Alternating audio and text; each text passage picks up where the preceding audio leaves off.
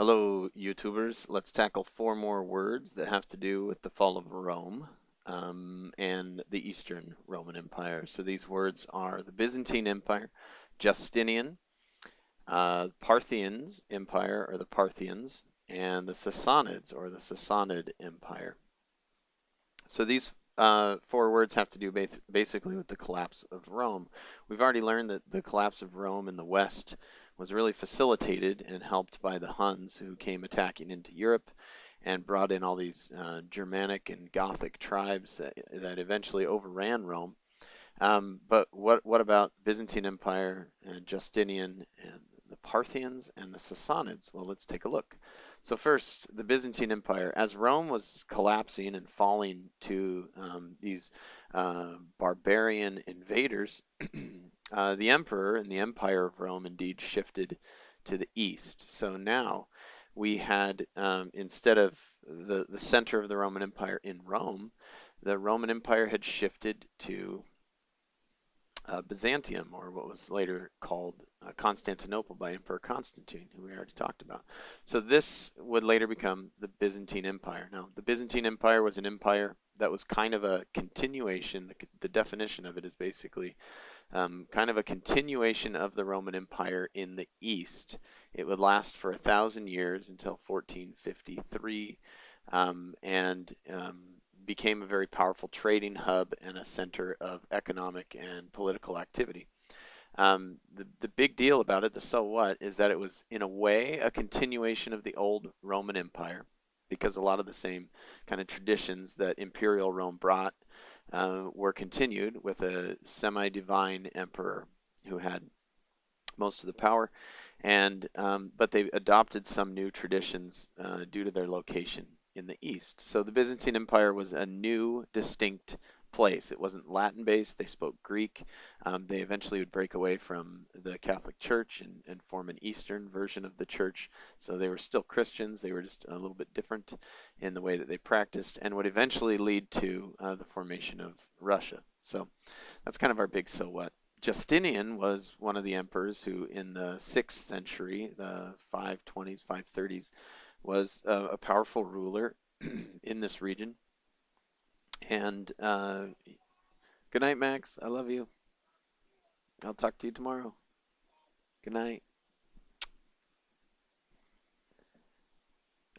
And so Justinian was an emperor who tried to capture the rest of the Western Empire but failed, lost northern Africa, and so that whole chunk that the Roman Empire used to control is now gone. He had to be satisfied with his empire in the east.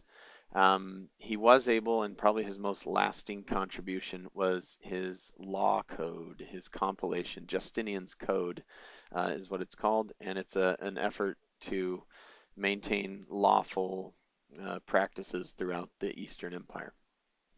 So that's Justinian.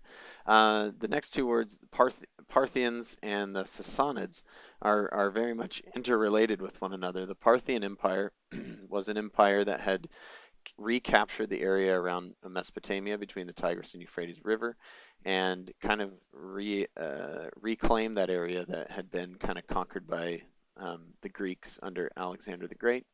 And so the Parthians kind of were able to, well, one of the things that made them so important, especially in context with the Byzantine Empire, is that they checked Byzantine expansion to the east. The Byzantines weren't able to control that entire region.